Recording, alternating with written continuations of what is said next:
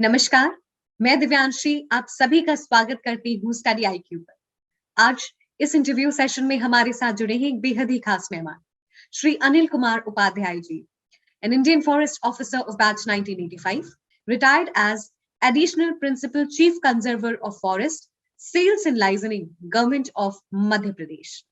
आज हम इस इंटरव्यू सेशन में सर के साथ चर्चा करेंगे roles and responsibilities of Indian forest service officer और कितना अहम रोल है एक फॉरेस्ट ऑफिसर का फॉर कंजर्वेशन ऑफ बायोडाइवर्सिटी। तो चलिए सीधी बात करते हैं सर से और जानते हैं उनकी जर्नी एक as an Indian forest service officer. मैं इंडियन फॉरेस्ट सर्विस का जो ऑल इंडिया सर्विस है भारत सरकार की, उसका मैं 85 बैच का मध्य प्रदेश कैडर का ऑफिसर रहा हूँ। और दिल्ली में मैं पिछले 2011 से पोस्टेड था, करीब 8 साल। और मेरा मेन जो उद्देश्य था यहाँ पे, जो कार्य करने की जो प्रणाली थी, वो बेसिकली स्टेट गवर्नमेंट और भारत सरकार के बीच एक पुल का कार्य करता था मैं। और साथ ही जो जितने भी फॉरेस्ट से रिलेटेड कॉन्फ्रेंसेस होते थे, इंटरनेशनल मीटिंग्स होती थी, उसमें मैं मध्य प्रदेश की तरफ से उसमें पार्टिसिपेट करता था। तो पता चला कि किस तरह कितना इम्पोर्टेंट ये असाइनमेंट रहा है। और ये इंडियन फॉरेस्ट सर्विस के बारे में जब आप इस मीटिंग के इस इंटरव्यू के माध्यम से जानेंगे तो आपको नैसर्गिक रूप से आपको इसमें इंटरेस्ट पैदा हो जाएगा। बेसिक उद्देश्य भी यही है कि जो हमारे जो बडिंग जो ब्यूरोक्रेट हैं, जो इंडियन फॉरेस्ट सर्विस में आना चाहते हैं, उनको इससे इंस्पिरेशन मिलेगा। और लाइफ क्या होती है, बेसिकली इंडियन फॉरेस्ट सर्विस के बारे में लोगों को बहुत ज्यादा ज्ञान नहीं है। जैसे डिफेंस सर्विसेज का भी थोड़ा बहुत ज्ञान है उनको, लेकिन ये हमेशा पर्दे के पीछे रह के कार्य करता रहा है। आईएएस के बारे में तो जानते हैं, आईपीएस के बारे में तो जानते हैं, लेकिन इंडियन फॉरेस्ट सर्विस के बारे में बच्चों में ज्ञान की बहुत ज्यादा उनको आवश्यकता है कि वो इसके बारे में, इस सर्विस के बारे में, इसके विशेषताओं के बारे में वो समझें, जानें। तो हम ग्रेजुअली जैसे जैसे होगा हम उसके बारे में अपने एक्सपीरियंसेस को शेयर करें। बिल्कुल सर, और यही एक हमारा प्रयास भी है स्टडी आईक्यू के इस इनिशिएटिव के माध्यम से कि जितने भी एस्पिरेंट्स हैं उनको हर सर्विस के बारे में अक्वाइंट किया जाए। और आज आपके माध्यम से बहुत सारे एस्पिरेंट्स को समझ में आएगा जो एस्पायर करते हैं इंडियन फॉरेस्ट ऑफिसर बनने के लिए, actually Indian forest service officer में की क्या रोल्स एंड रिस्पॉन्सिबिलिटीज हैं, क्या इंसाइट्स हैं इस सर्विस के, उसके बारे में। शुरुआत में सर सबसे पहले इसी से करूंगी। सर, जब आपने अपना करियर 1985 में शुरुआत किया एज आईएफएस ऑफिसर, आज आप रिटायर्ड हैं। How do you see your career जब आप पीछे जाते हैं एस्पिरेंट से एक सक्सेसफुल रिटायर्ड आईएफएस ऑफिसर, आप कैसे देखते हैं इस करियर को? हुआ ऐसा कि मैंने अपनी पढ़ाई बनारस में की, काशी हिंदू विश्वविद्यालय में मैं डॉक्टरेट करने के लिए इनरोल हुआ था। तो मैं प्लांट इकोलॉजी में मैं पीएचडी कर रहा था। और इंसिडेंटली ग्रासलैंड इकोलॉजी हमारा सब्जेक्ट था रिसर्च का। तो उस समय जो मेरा टॉपिक था वो soil respiration in grassland ecosystem था। तो हमें मालूम नहीं था कि वो कितना इम्पोर्टेंट था उस समय। कार्बन डायनामिक्स के बारे में ही मुझे रिसर्च करना था ग्रासलैंड में। तो जब जो हमने रिसर्च बनाया और रिसर्च किया और हमने जब पेपर पब्लिश किए जो इंटरनेशनल उसमें पब्लिश हुए, तो काफी अप्रिशिएशन मिला। जो आज के कंटेक्स्ट में जब मैं देखता हूँ तो वो क्लाइमेट चेंज में कन्वर्ट हो चुका है। जो उसका जार्गन उस समय हमें नहीं मालूम था कि ये बाद में ये कन्वर्ट हो जाएगा। वो कार्बन सिक्वेस्ट्रेशन और जो चीजें आप सुनते हैं, ये सब चीजें उस समय, आज से बहुत पहले, मैं आईएफएस में ज्वाइन करने के पहले मैं पीएचडी कर रहा था, बॉटनी में एमएससी करने के बाद। तो इसी समय एक अपॉर्चुनिटी क्रिएट हुई। मालूम चला कि भारतीय वन सेवा होती है, इंडियन फॉरेस्ट सर्विस होती है, तो और यूपीएससी उसको लेती है।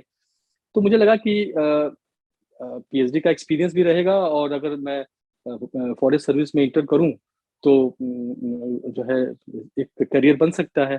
तो उसका एग्जाम दिया हमने, परीक्षा दी और इंटरव्यू कॉल हो गया, रिटर्न क्वालिफाई हो गया। तो मैं दिल्ली आया और यूपीएससी में पहली बार आया और देखा, और इंटरव्यू भी अच्छा हो गया। और इंटरव्यू भी मेरा बहुत ज़्यादा लंबा नहीं हुआ था, इट वॉज वेरी, करीब 25-26 मिनट का इंटरव्यू था। और उसमें एक प्रश्न पूछा गया था, इट वॉज वेरी इंटरेस्टिंग, कि अनिल ये बताइए, अगर आपको जंगल में टाइगर मिल जाए तो आप क्या करेंगे?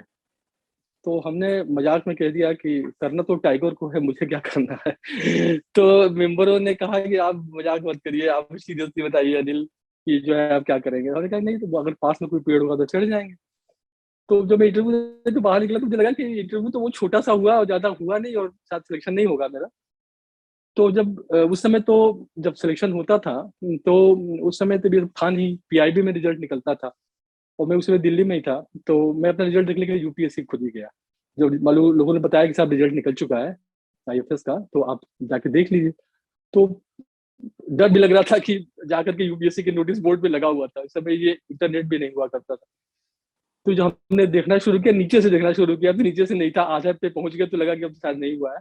तो ऊपर ही था नाम हमारा, तो हम तो बड़े खुश हुए, हमने कहा अरे वाह सिलेक्शन हो गया।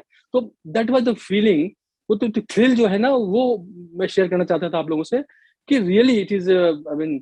उसके बाद जब हमने ज्वाइन किया, जब हम देहरादून गए, देहरादून में इसकी ट्रेनिंग होती है, उसमें इंडियन फॉरेस्ट कॉलेज हुआ करता था, जब इंदिरा गांधी नेशनल एकेडमी बन चुका है वो। तो इंडियन फॉरेस्ट कॉलेज में मेरी 2 साल की हमारी प्रोफेशनल ट्रेनिंग हुई। उसमें 34 पेपर पास करने होते हैं। उसमें मतलब दुनिया की हर चीज पढ़ा दी जाती है, जैसे सिविल इंजीनियरिंग भी पढ़ाया, और इंसेक्ट के बारे में पढ़ाया, सॉइल साइंस के बारे में पढ़ाया। तो जितनी भी चीजें संभव हैं जो जंगल में होती है, पेड़ पौधे के अलावा हर चीज पढ़ाई, सिल्वीकल्चर पढ़ाया। और बिल्कुल उन्होंने ठोक पीट के जो है बना दिया फॉरेस्ट ऑफिसर। उसके बाद हम लोग की 4 महीने की ट्रेनिंग होती है, फाउंडेशन कोर्स कहते हैं, जब उसके लिए मसूरी गए हम लोग। दैट इज इम्पोर्टेंट, सभी को करना पड़ता है जितने भी ऑल इंडिया सर्विस ऑफिसर होते हैं। तो आईएएस ऑफिसर के साथ हम लोग रूम शेयर करते हैं, वहां नर्मदा हॉस्टल में था। 4 महीने की ट्रेनिंग थी।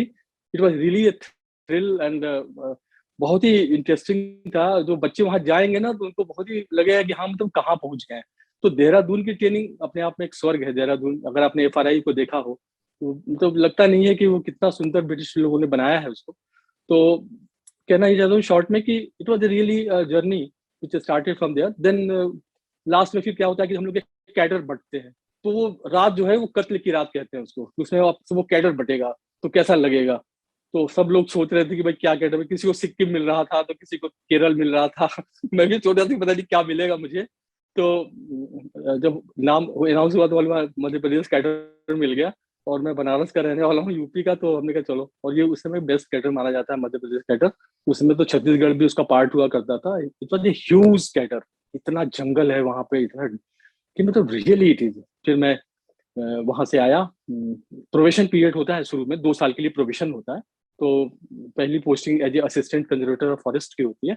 उसमें आपको बताया जाता है, उसमें अटैचमेंट्स होते हैं, डिफरेंट डिफरेंट अटैचमेंट्स होते हैं आपको, कलेक्टर के साथ, तहसीलदार के साथ, रेंजर के साथ। कि आप सीखिए कि क्या होता है, कैसे फॉरेस्ट एडमिनिस्ट्रेशन काम करता है। तो that was really very thrilling experience to learn कैसे होता है, क्या करते हैं। हम भी नहीं जानते थे कि क्या करता है एक फॉरेस्ट ऑफिसर जंगल में। तो it was really learning process. उसके बाद पोस्टिंग हुई, हमारी पहली पोस्टिंग हमारी सागर जिले में हुई। और डीएफओ साहब ने बहुत सारी चीजें हमको सिखाई। वो अपने साथ ही रखते थे, मुझे हर चीज सिखाते थे। डांटा कैसे जाता है स्टाफ को, ये भी तक सिखाया उन्होंने, कैसे डांटना है। बिल्कुल बोले कि तुमको ऐसे बोलना है, ऐसे चलना है, और ऐसे देखना है। तो ये बात लर्निंग लायक थी, और हर चीज नोट करता रहता था डायरी में। तो these are the things that बहुत अच्छा लग रहा है मुझे शेयर करते हुए। कभी आज तक हमने ये सब चीजें शेयर नहीं की थी कि फॉरेस्ट ऑफिसर। तो उसके बाद से फिर जो पोस्टिंग्स होती हैं, और डिफरेंट डिफरेंट फिर जिलों में मैं अलग अलग पोजीशंस पे रहा। और ये बात रियली मार्वेलस जर्नी। मैं ये बताना चाहता हूँ कि ट्रेनिंग जो इंडियन फॉरेस्ट सर्विस की होती है, उसमें आउटडोर भी काफी चीजें होती हैं।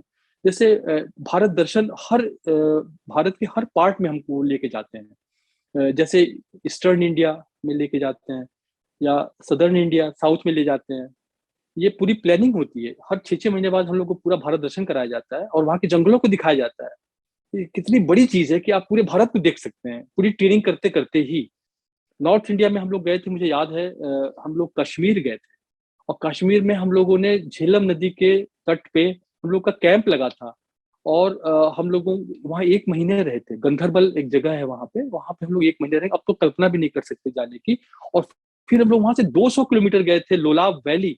वो बिल्कुल पाकिस्तान बॉर्डर है वहां पे, दिखाने के लिए कि वहाँ के जंगल कैसे हैं, वहाँ के पेड़ कैसे हैं। तो ये थ्रिलिंग एक्सपीरियंस था, ये मैं बताना चाहता था। और दूसरा, हम लोग की जो ट्रेनिंग होती है उसमें हम लोगों को हॉर्स राइडिंग सिखाया जाता है। और इंडियन मिलिट्री एकेडमी के जो जो हॉर्स होते हैं, बड़े ही बड़े बड़े हॉर्स होते हैं, उसके ऊपर जब आपको बैठा देते हैं तो वो हॉर्स आपको ले जाके कहीं दूर पटक देता है, तो वो सोचता है कि बहुत ही कच्चा खिलाड़ी बैठ गया हमारी पीठ पे। तो कई बार वो जाकर के वो, लेकिन वो देख के पटकता है कि वो पानी में गिराता है या दलदल होती है वहां गिराता है कि आपको चोट कम कम लगे। It was so intelligent. लेकिन वो हॉर्स देख के डर लगता है कि जब पहली बार आप वो बैठे तो आप डर जाते हैं, और आपके हाथ से वो जो है वो छूट जाता है, और आप उसके जो जब बैठे होते हैं उसको पकड़ लेते हैं, और इतनी तेजी से दौड़ने लगता है कि आपको लगता है कि आपकी जान अब गई तो गई। तो इट वाज एक्सपीरियंस की आपको हॉर्स राइडिंग सिखाई जाती है, फिर उसकी उसका टेस्ट भी होता है, पूरी कैंटरिंग की, ट्रॉटिंग की, ये सब पास करना होता है इंडिविजुअली। फिर राइफल ट्रेनिंग होती है, आपको एसएलआर देते हैं चलाने के लिए। जब वो चलाते हैं तो लगता है कि मतलब आप गए, क्योंकि इतने जोर से झटका लगता है कंधे के पीछे कि मतलब रियल एक्सपीरियंस वो आप जा करके ही समझ सकते हैं कि आपको जो है हर तरह से वो आपको तैयार कर देते हैं। Horse riding, swimming, rifle training, और बहुत सारी चीजें ऐसी होती हैं जिसमें कि आपको ट्रैकिंग होती है, आपको ले जाते हैं। जैसे मैं गोमुख तक गया था, अब तो जाना पॉसिबल भी नहीं है, वो सब वहाँ पूरा तो चलना पड़ता है, ट्रैक करके जाना पड़ता है, बिल्कुल दुर्गम प्लेसेस होती हैं। आपको आपको देखते हैं कि आप कितने टफनेस है आपके अंदर, और नेचर के पास आपको ले जाते हैं, तो आपके अंदर एक फील आता है कि अच्छा ये है, ये नेचर है, ऐसा होता है वहां पे। तो मतलब एक डिवाइन फीलिंग होती है। तो वो चीजें मैं आपसे जरूर शेयर करना चाह रहा था कि ये ट्रेनिंग का जो है स्पेशल पार्ट है इसके, तो वो चीज आपको अट्रैक्ट करेगी। और हाँ, एक चीज और, जब आप मसूरी में होते हैं तो आपको विलेज अटैचमेंट भी होता है, आपको विलेज में ले जाते हैं, 5 दिन तक आपको विलेज में रहना पड़ता है। वहाँ के सोशियो इकोनॉमिक रिपोर्ट तैयार करनी पड़ती है कि लोग कितने लोग रहते हैं, क्या खाते हैं, क्या पीते हैं। तो आपको बिल्कुल वहीं गांव में रह के आपको 5 दिन तक आप बिल्कुल गांव वाले बन जाते हैं। तो ये भी एक अपने आप में एक्सपीरियंस है। मैं सोलन गया था उस समय, मेरे साथ इंडियन पुलिस सर्विस के और आईएएस के भी ऑफिसर थे, और जो बाद में पुलिस कमिश्नर बॉम्बे बने और बाद में एमपी बन गए। तो इट वाज रियल एक्सपीरियंस थी। साथ में जो लोग, एक जो दोस्ती हो जाती है, तीनों सर्विसेज को एक साथ रखते हैं वो, Indian police service, Indian forest service, ताकि आपस में एक फ्रेंडशिप, एक उनकी जो ब्रदरहुड डेवलप हो जाए, जिससे कि कोऑर्डिनेशन हो जाए। तो ये भी एक बहुत बड़ा एक वहाँ का विशेषता है यहाँ की, मसूरी की। जी। And I am sure sir, और आपने जैसे कहा कि आपने ये चीजें शेयर नहीं की हैं कभी, जब आप ये चीजें बता रहे थे तो it felt that you are reliving all those moments again about your training at yes. Navasana, or it was at Forest College. So even we were also having that vibe, amazing vibe. Yes. Sir, आपने भी जैसे बताया कि जब आप Indian forest service में आए तो आपको भी नहीं पता था कैसे पोस्टिंग होती है।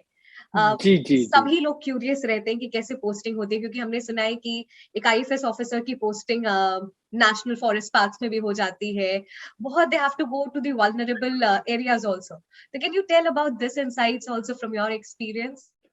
ओ ग्रेट। मैं बताता हूँ होता क्या है। उसके बाद जब ट्रेनिंग हुई हम लोगों की, जब प्रोबेशन पीरियड, तो पहले जो है हम लोग को 4 महीने के लिए रेंज अफसर बनना पड़ता है। तो रेंज अफसर क्या करता है, वो एक तरह से समझिए कि बिल्कुल सबसे इम्पोर्टेंट बैकबोन है फॉरेस्ट डिपार्टमेंट का, रेंज ऑफिसर। और एक डिवीजन में करीब 8 या 10 रेंज होते हैं, और 2 या 3 सब डिविजन होते हैं। तो वहां पे जैसे पेड़ है, तो लोग समझते हैं कि कोई भी पेड़ करके काटते हैं उसको, कुछ हो सकता है कर सकते हैं उसको। तो उसकी मार्किंग होती है, और एक वर्किंग प्लान होता है। हर जिले में एक वर्किंग प्लान होता है, और जैसे गीता होती है उस तरह से उसका होता है, इम्पैक्ट होता है।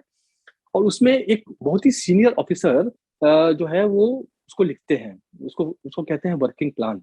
और उसके अंदर हर चीज लिखी जाती है कि उस जिले में, उस डिवीजन में क्या क्या चीजें हैं, क्या क्या रिसोर्सेज हैं, कितने जलाशय हैं, कितनी कितने नदियां हैं, कितने तालाब हैं, कितने कुएं हैं, वहाँ की पॉपुलेशन क्या है, उसके जंगल कितना है, जंगल उसमें कौन कौन सी स्पीसीज है। फिर उसका सर्वे होता है और बनाना पड़ता है। 3 साल का असाइनमेंट होता है, वर्किंग प्लान बनाते हैं। उसमें हर चीज लिखी होती है कि आपको कितना पेड़ काटना है, 1 स्क्वायर किलोमीटर में आपको कितना पेड़ काटना है, उसकी मार्किंग होती है। उसको कहते हैं सिल्वी कल्चरली अवेलेबल ट्री। उसका एक फॉर्मूला होता है, उसको हम काटते हैं, क्योंकि हर पेड़ की एक एज होती है। जैसे सागौन, सागौन एक पेड़ है, टीक अंग्रेजी में कहते हैं इसको। इसकी उम्र 120 ईयर्स होती है नॉर्मली। तो हम उसको करीब 100 ईयर का जब हो जाता है तो उसको हम मार्क करते हैं, और फिर हम उसको काटते हैं। काट करके फिर उसको डिपो में लाते हैं, फिर उसको ऑक्शन करते हैं, उसको जो है तो गवर्नमेंट को रेवेन्यू मिलता है इससे। तो ये जो काम करने का जो है, मार्किंग करना, क्यों इस पेड़ को काटना है, क्यों नहीं काटना है, इस पे डिस्कशंस होते थे। और पूरा इट वाज ए पूरा प्लान बनता है उसका। और जो हमारे जो सबसे लोअर फंक्शनरी होते हैं उसको हम फॉरेस्ट गार्ड कहते हैं। तो जो उसकी हायरार्की आपको मैं बता देता हूँ, जो सबसे लोएस्ट है उसको फॉरेस्ट गार्ड कहते हैं। उसके बाद फॉरेस्टर होता है, उसको 1 स्टार लगाना पड़ता है, वर्दी मिलती है इनको। उसके बाद 2 स्टार जो लगाते हैं उनको डिप्टी रेंजर कहते हैं, और 3 स्टार जो लगाते हैं उनको रेंज ऑफिसर कहते हैं। रेंज ऑफिसर तक जो है वर्दी जो है मस्ट है। उसके बाद एसडीओ होते हैं, सब डिविजनल फॉरेस्ट ऑफिसर, वो जो है उनको वर्दी नहीं पहननी पड़ती है। और फिर जो सबसे इंपॉर्टेंट पर्सन होता है जिले का, वो उसको डिविजनल फॉरेस्ट ऑफिसर कहते हैं। This is most executive post, और वो अपने डिवीजन के लिए हाईएस्ट ऑफिसर होता है, और वो पूरा वहां का प्रशासन देखता है। उसके ऊपर कंजर्वेटर होते हैं, कंजर्वेटर ऑफ फॉरेस्ट, और फिर उसके ऊपर चीफ कंजर्वेटर ऑफ फॉरेस्ट होते हैं। और उसके ऊपर जब जाए तो additional principal chief conservator of forest होते हैं, जो एडीजी रैंक के होते हैं पुलिस के। और जो टॉप पोस्ट होती है उसको कहते हैं principal chief conservator of forest, head of forest force HoFF. वो पूरे स्टेट का चीफ होता है और पूरी पॉलिसी को डिसाइड करता है, एग्जीक्यूट करता है। तो ये बेसिक हायरार्की है। तो डिफरेंट डिफरेंट पोजीशंस पे एक आईएफएस ऑफिसर को रहने का मौका मिलता है। और जब भी आप जाते हैं कहीं पे अपने टूर करने के लिए, तो आपके साथ पूरी फैसिलिटीज होती हैं, और आप जाके जंगल की जो ब्यूटीफुल जो रेस्ट हाउसेज होते हैं उस जिले की, उसमें आप रहते हैं। और आप मतलब हर दिन आप ये समझिए कि जॉब नहीं है, बेसिकली ये आप पिकनिक है। हर दिन आप पिकनिक की तरह से आप अपना ऑफिशियल वर्क भी करते हैं, इंस्पेक्शंस भी करते हैं। और आपको तो लगता ही नहीं है कि आप जो है ये आप कुछ जॉब कर रहे हैं, मतलब टेबल वर्क नहीं है ये, टोटल आपके उसके ऊपर है कि आप कितना जंगल में जाना चाहते हैं, कितना आप अपने ऑफिस में काम करना चाहते हैं, कितना आप हेडक्वार्टर जाना चाहते हैं। तो ये टोटली आपको लिबर्टी है आपके ऊपर। तो इतना इंडिपेंडेंस तो मतलब मैं समझता हूँ कि एक इंडियन फॉरेस्ट सर्विस के ऑफिसर के अलावा जो इंडियन पुलिस सर्विस में भी हैं, जो इंडियन रेजिडेंट में, उनको भी अपने एरिया में रहना पड़ता है, और बहुत सारे काम उनको जो है वो अपने करने पड़ते हैं। इसमें ऐसा कुछ नहीं है। इसमें यह है कि आप जंगल में अपना टाइम बिताइए, वाइल्ड लाइफ के ब्यूटी को देखिए, जंगल को देखिए, और सोचिए कि इस जंगल को, जो हमारी धरोहर है, इस धरोहर को हम कैसे और बढ़ाएं, कैसे रिच करें। तो जो आपका टेक्निकल नॉलेज है उसको आप लगा सकते हैं, टोटल फ्री हैंड होता है, और ये ब्यूटी होती है। और आपका जो जो आपकी पोस्टिंग होती है वो होती है as a divisional forest officer. और उसी तरह से आप वाइल्ड लाइफ का भी होते हैं, तो आप उसमें आप जो है वो नेशनल पार्क्स में फील्ड डायरेक्टर बन जाते हैं। और आप वहाँ पे जो है टाइगर रिजर्व में भी आप as a field director post हो सकते हैं, पूरा मैनेजमेंट करते हैं। और वहाँ पे एक प्लान होता है जिसको कहते हैं management plan of wild life. जब मैं माधव राष्ट्रीय उद्यान में था, पोस्टेड था एज ए चीफ कंजर्वेटर, तो मैंने वहाँ का प्लान बनाया था, जो कि वहाँ पे 15 साल के लिए लागू रहा। शायद मैं मध्य प्रदेश का अकेला ऑफिसर हूँ जो हमने जो खंडवा का भी वर्किंग प्लान बनाया, और एक नेशनल पार्क का भी हमने मैनेजमेंट प्लान बनाया। तो दोनों बनाने का मुझे सौभाग्य प्राप्त हुआ। तो ये सब एक्सपीरियंसेस मेरे थे। और सर ये बहुत ही इंटरेस्टिंग है ये जानना कि कैसे कैसे काम होता है। और एक लेमैन के लिए जब हम सोचते हैं कि it's so important to conserve each and every tree, और हर ट्री को काटने का भी एक वर्किंग प्लान है। आपने जी सर जी जैसे बताया कि बिल्कुल। You yourself have made the working plan of Khanwa, तो हम जान सकते हैं कि ये कैसे वर्किंग प्लान होता है। ओह अच्छा, हाँ मैं बहुत ब्रीफ में आपको बताऊंगा। वर्किंग प्लान जो है वो उसका रिवीजन किया जाता है हर 10 साल के बाद, और उसको स्टेट गवर्नमेंट जो है भारत सरकार को भेजती है अप्रूवल के लिए।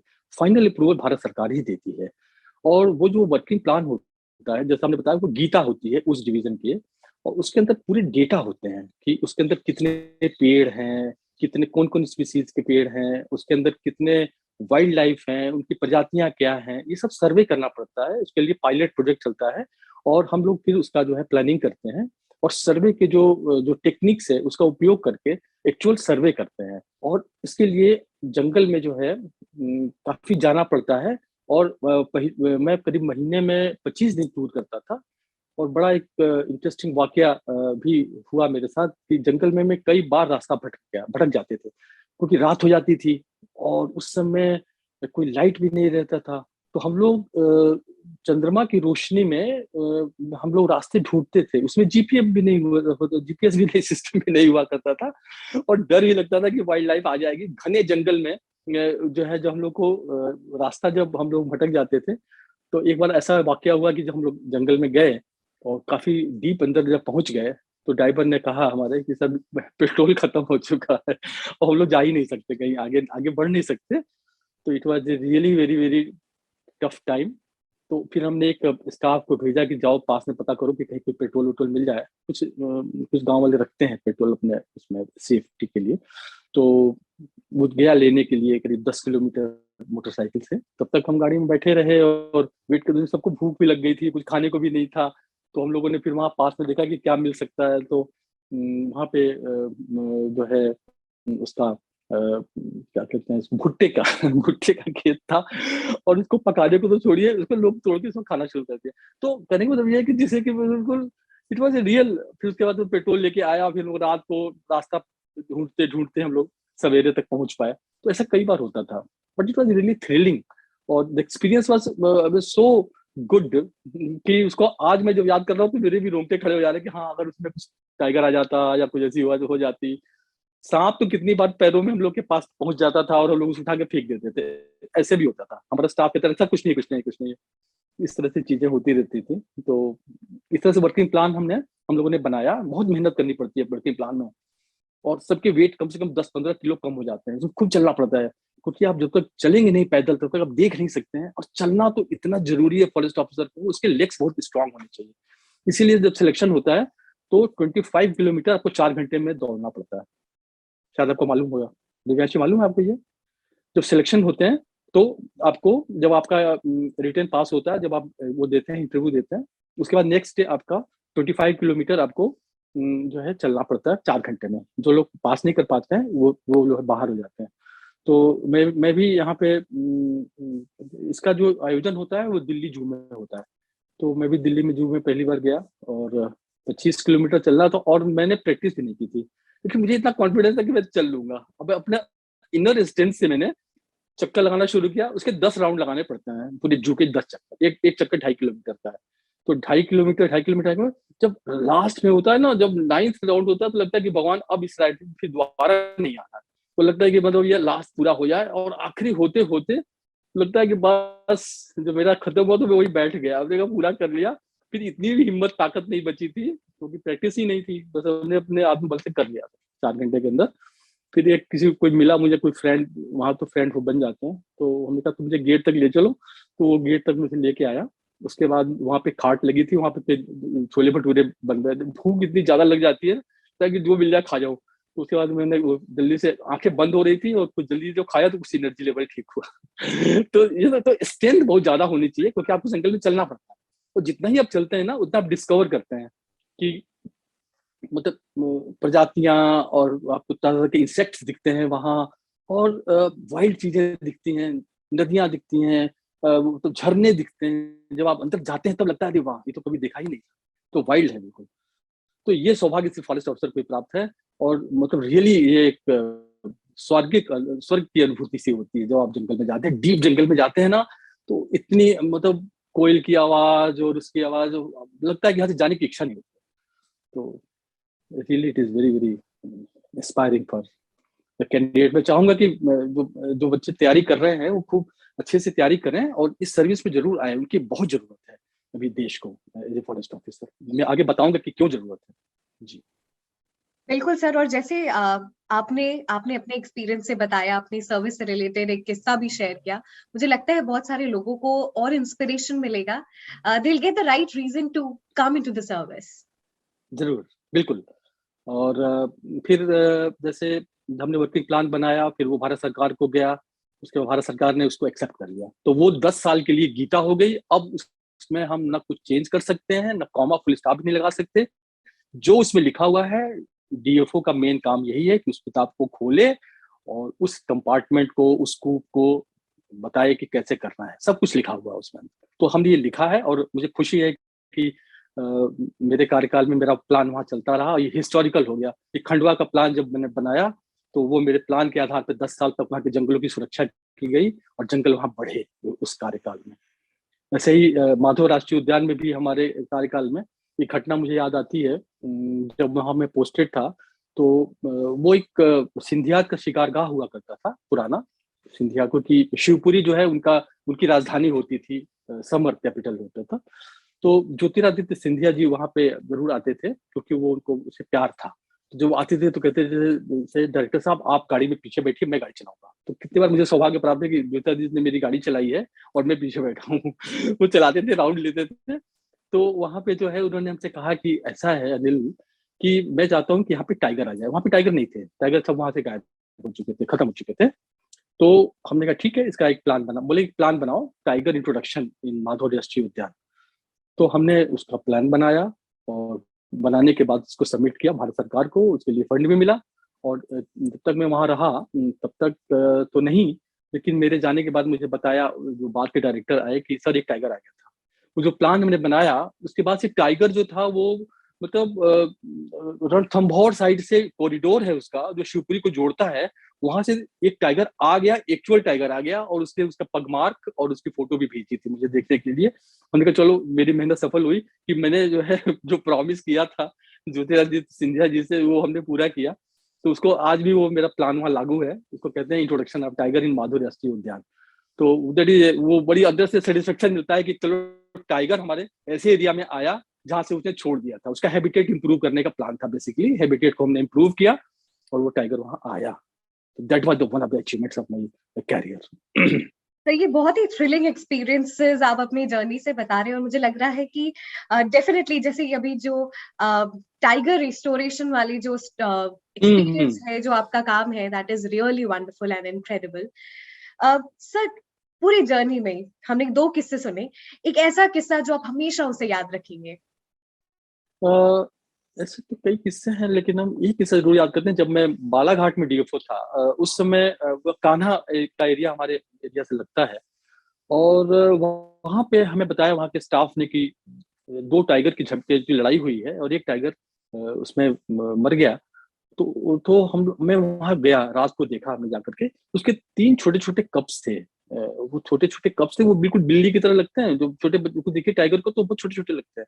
वो बड़ी बड़ी प्यारे से थे। तो मुझे लगा कि इसकी माँ की डेथ हो चुकी है, अब इसको कैसे बचाया जाए, ये समझ में नहीं आ रहा था। टाइगर तो वहाँ के जो स्टाफ थे उन्होंने भी बड़ी हिम्मत की, और उन्होंने कहा कि नहीं सर, इसको हम लोग बचाएंगे। 3 टाइगर के बच्चे थे, और तीनों टाइगर थे, मतलब मेल थे।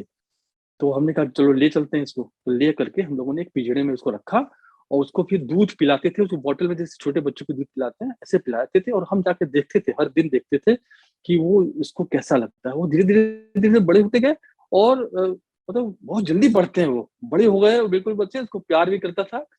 फिर बाद में टाइगर, फिर मुझे तय हुआ कि इसको जो है अब छोड़ना पड़ेगा, जंगल में छोड़ना पड़ेगा। तो बहुत आंखों में आंसू आ रहे थे कि ये जो इसको हमने बचपन प्यार किया था इसको, अब ये जंगल में चले जाएंगे और ये खुद सीखेंगे कि कैसे इनको जो है शिकार करना होता है।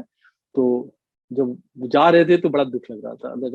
ये मैं कभी भूलता नहीं, उनको हमेशा याद आता है। जब भी मैं जाता हूँ उस एरिया में तो एक बार जरूर पता करता हूँ कि वो कैसे हैं।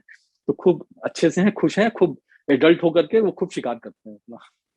कान्हा की बात है जी। बहुत ही इंटरेस्टिंग किस्से हैं, और शायद ये हमें कभी पता भी नहीं चल पाते अगर हम आपसे रूबरू ना हुए होते इस प्रकार जी कि जी बिल्कुल। कितनी कितनी इंटरेस्टिंग लाइफ होती है एक इंडियन फॉरेस्ट ऑफिसर की।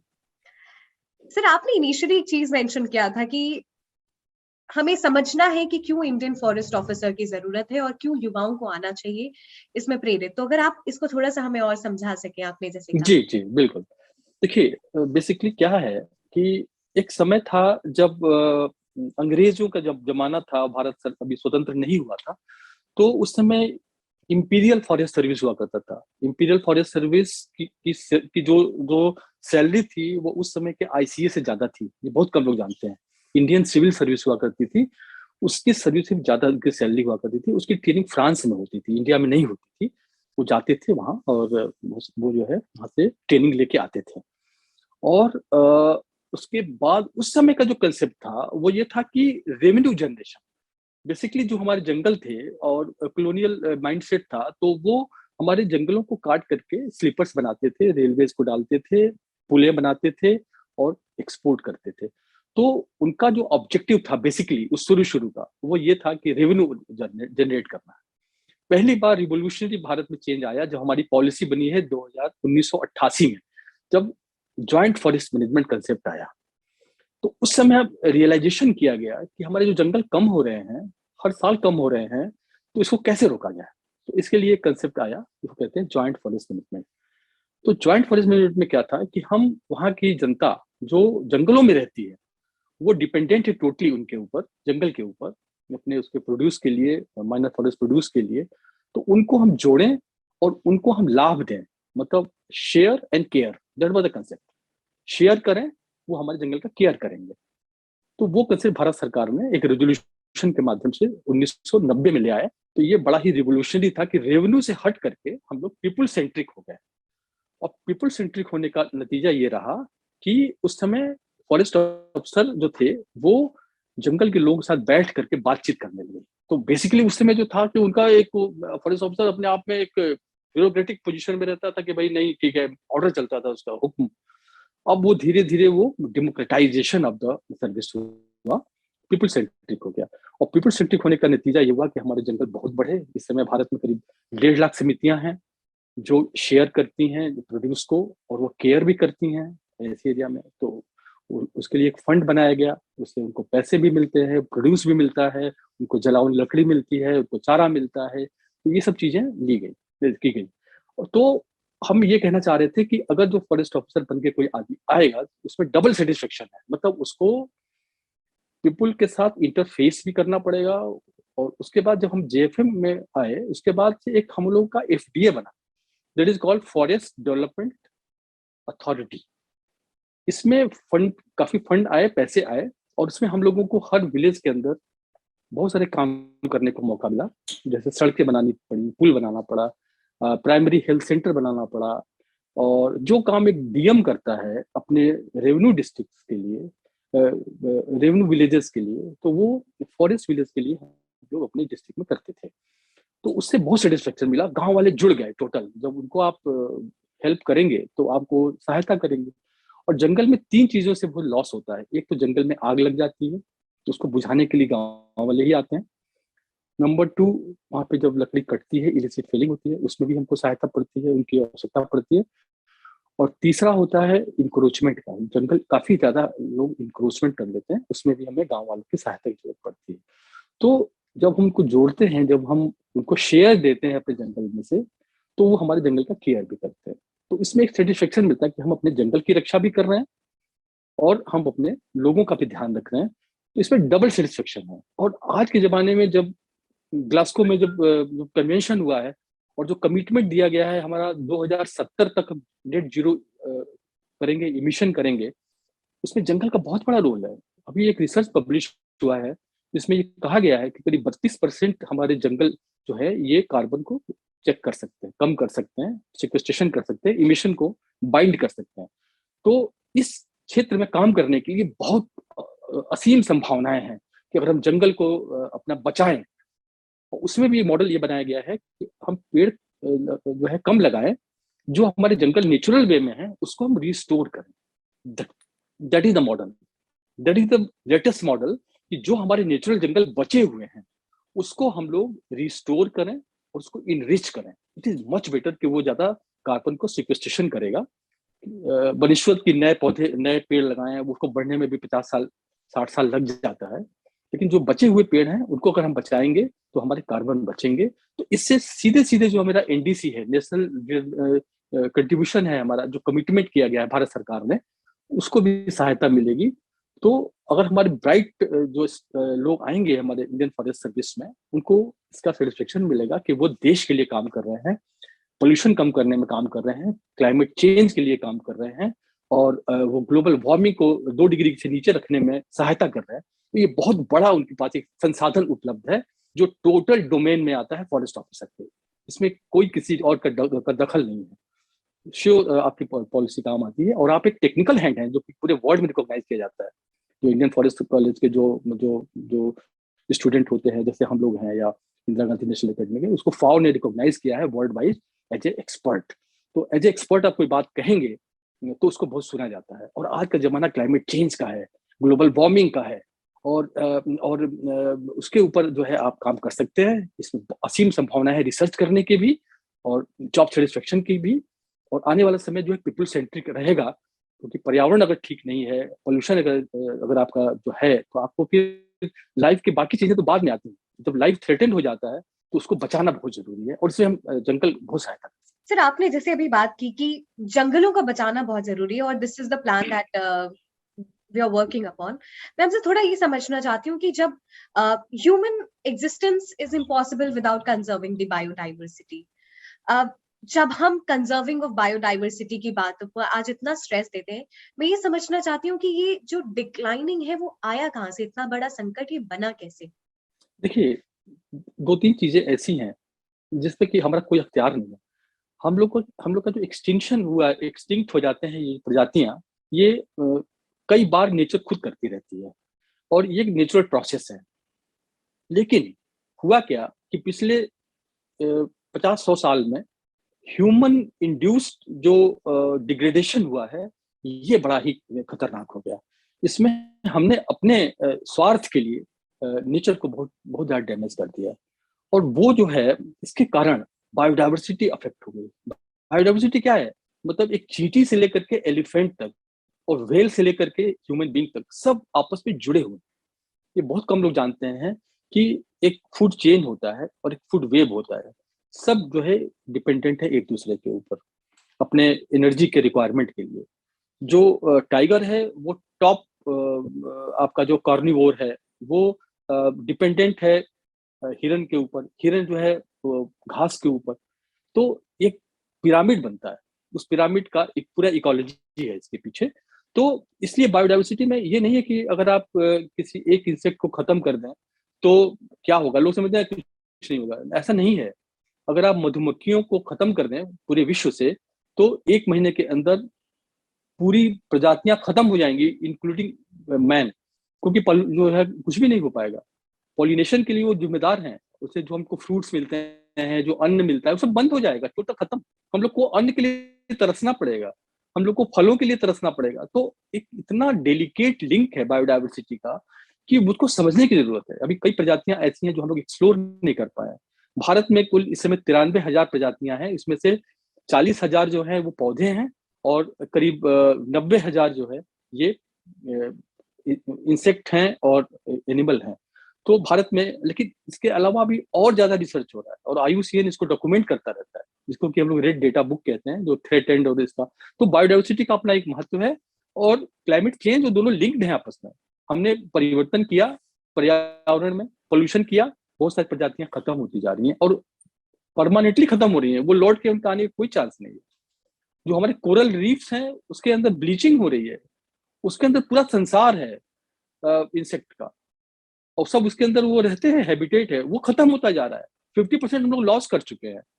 मैनग्रोव्स हमारे जो सबसे इंपॉर्टेंट हुआ करते थे, जो टाइड्स को बचाया करते थे, जो कलकत्ता और चेन्नई के पास, उसमें वो आधे खत्म हो चुके हैं।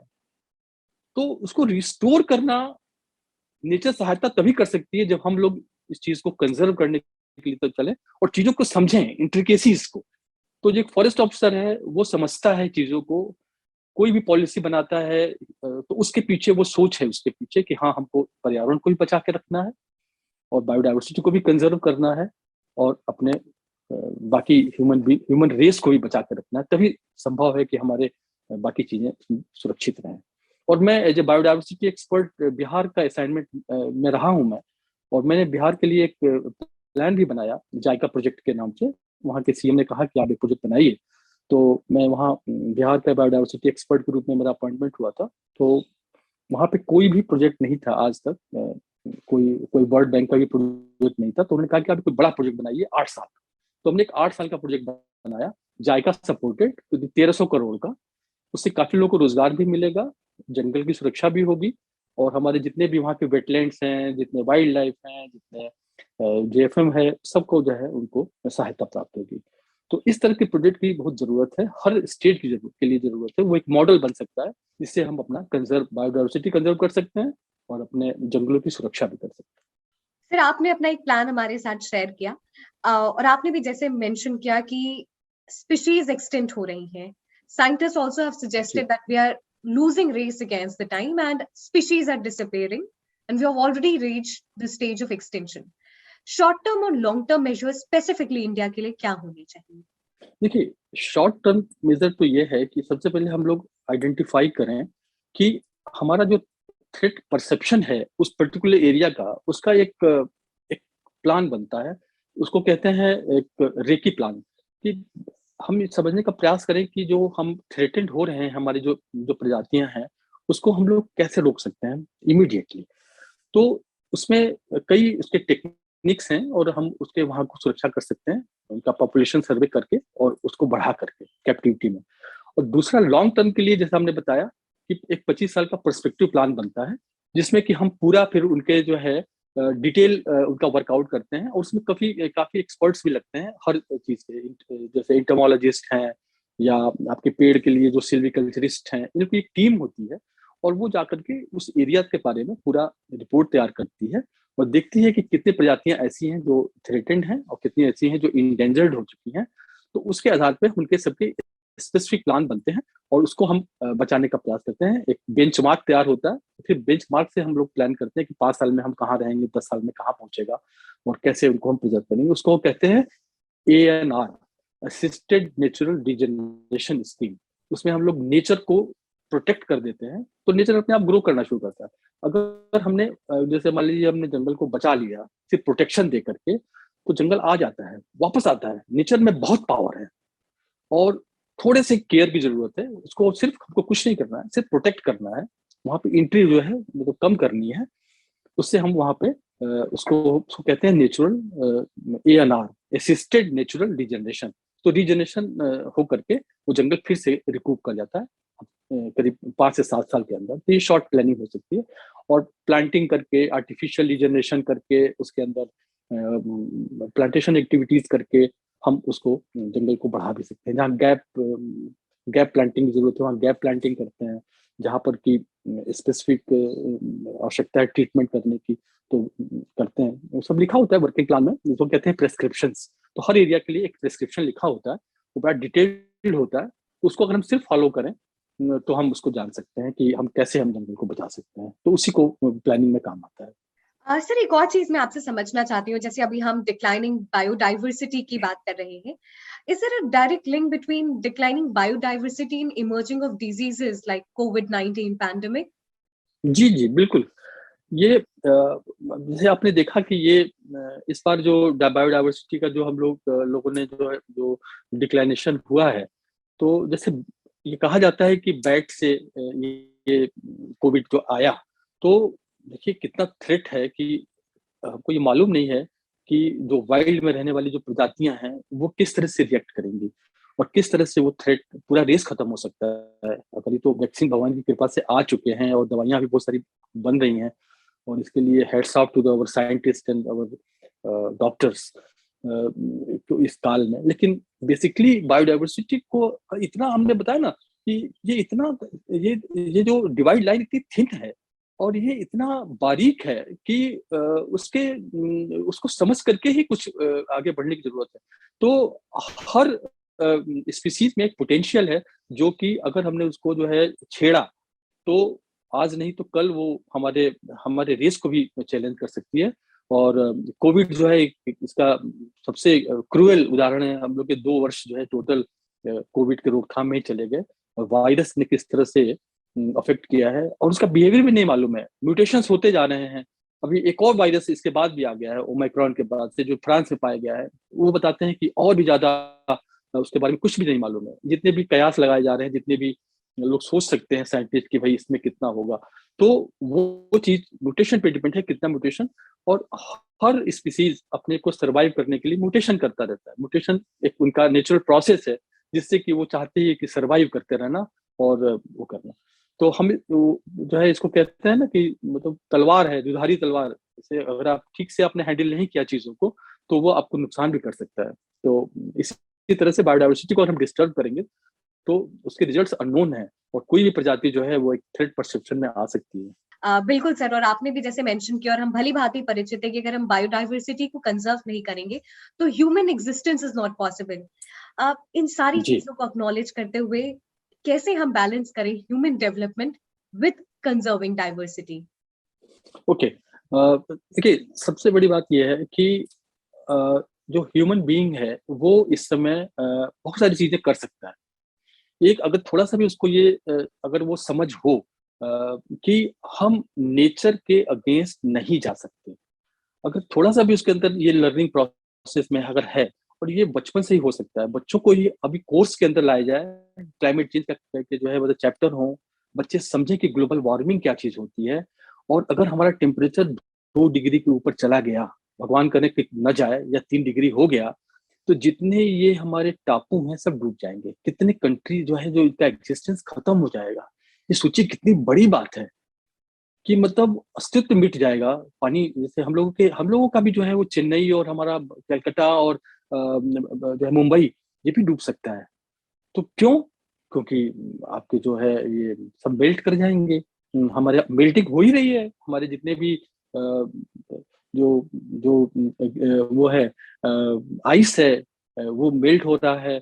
जो हमारे नदियां हैं वो पानी भर जाएगा उसके अंदर, तो लेवल बढ़ जाएगा। तो कहने का तो ये है कि ये बच्चों को बचपन से ही एक उनको जो है क्लास के में आना चाहिए, और वो उनको मालूम होना चाहिए कि अगर हम नेचर को प्रिजर्व नहीं करेंगे, पौधे नहीं, पेड़ पौधे भी लगाते रहना चाहिए उनको, बचपन से ही उनके में ये हैबिट हो कि हमको पेड़ को बचाना है, और जो है इंसेक्ट को जो है वो मारना नहीं है, और अपने पर्यावरण को जो है सुरक्षा करना है, उसके बारे में वो जाने कि इसका महत्व क्या है। अगर महत्व भी नहीं मालूम लोगों को, तो अब तो ये इकोलॉजी का जो महत्व आया है वो बहुत लेट आया है, we are late riser, but point is कि हम लोग इसको अब समझने लगे हैं, और इस थ्रेट परसेप्शन को अब लोग अच्छे से समझने लगे हैं। और जो हमारे कन्वेंशन हो रहे हैं ग्लासगो में, जिसका पहले पेरिस कन्वेंशन हुआ, तो उसमें भी इसका कवरेज भी इतना बढ़िया हो रहा है, पेपर में भी और टीवी के माध्यम से भी, और अब तो इतने चैनल्स बन गए हैं और यूट्यूब पे भी चीजें हैं,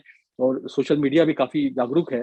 तो मेरा तो यही सोचना है कि जो हमारी पीढ़ी, जो आने वाली पीढ़ी है, उसको रहने के लिए हम एक ऐसा संसार छोड़ के जाएं जिसमें कि वो उनको ये सब प्रॉब्लम्स ना आए। और इसके लिए हमको अभी से कमर कसने की जरूरत है, और पूरी प्लानिंग करके, और अच्छा से अच्छा हमको उनके लिए तो रोल मॉडल बनना चाहिए, जिससे कि वो समझ सके कि हमको पर्यावरण हमारा उतना ही जरूरी है जितना कि ये मटेरियलिस्टिक चीजें। जो जो मटेरियलिस्टिक चीजें भी हम लोग समझते हैं कि ज्यादा जरूरी है, लेकिन मटेरियलिस्टिक चीजें तभी ज्यादा जरूरी है जब हम नेचर को कंजर्व करें, बायोडाइवर्सिटी को भी समझें प्रॉपर पर्सपेक्टिव में। तो ये उनकी ट्रेनिंग और उनका जो है इनकलकेट करना, उनको एसिमिलेट करना बचपन से ही, ताकि वो समझ सके क्लासरूम से ही, और बाद में वो प्रोजेक्ट भी कर सकते हैं। जब वो 5 साल के बाद, जब क्लास 5 के बाद जो है वो छोटे छोटे प्रोजेक्ट कर सकते हैं, उनको नेचर के अंदर वो कर सकते हैं, उनको घूमने के लिए अलाउ कर सकते हैं। मतलब उनको जो है ले जा सकते हैं नेशनल पार्क में, सेंचुरीज में उनको विजिट करा सकते हैं। जब मैं था, जब नेशनल पार्क में, तो बच्चों को विजिट कराता था हर वीक में, उनको एक बार फ्री में कहते थे कि चलिए। उनकी बसें आती थी और वो जंगल में देखते थे, फिर वहाँ ड्राइंग बनाते थे, कविताएं लिखते थे, उनके कार्यक्रम में कराता था। तो बच्चों ने इतने अच्छे से पेंटिंग्स बनाई, इतनी अच्छी अच्छी चीजें इमेजिनेशन करके, तो उनका वो पिकनिक भी होता था और जंगल में उनका एक्सपोजर भी मिलता रहता था, उनको अवार्ड भी दिया करता था। मैं वाइल्ड लाइफ वीक मनाते हैं हम लोग हर साल, 2 अक्टूबर से लेकर के 8 अक्टूबर के बीच में। तो उसमें वाइल्ड लाइफ एक्सपोजर हम लोग फ्री में बच्चों को कराते हैं। तो उसके बचपन से ही उनके मन में आ जाता है कि अच्छा ये नेचर है, ये नदी है, ये पानी है, इसमें ये जातियां प्रजातियां होती हैं, इसको कैसे हम लोग को बचाना है। तो वो हम लोगों को ऑन द स्पॉट सिखाते थे। तो ये चीज को हम लोग कर सकते हैं, क्योंकि बचपन बच्चों को ही अगर हम हैंडल करेंगे ना, वो आके जाके एडल्ट बनेंगे, फिर वो बाद में जो है वो रूल करेंगे। तो वो पॉलिसी बनाएंगे, पॉलिसी भी बनाएंगे देश के लिए। जी। But sir, even UN says that people need to be part of solution this time. जी सर, बिल्कुल। आपने सर बहुत हाँ। डिफरेंट कन्वेंशंस के बारे में मेंशन किया।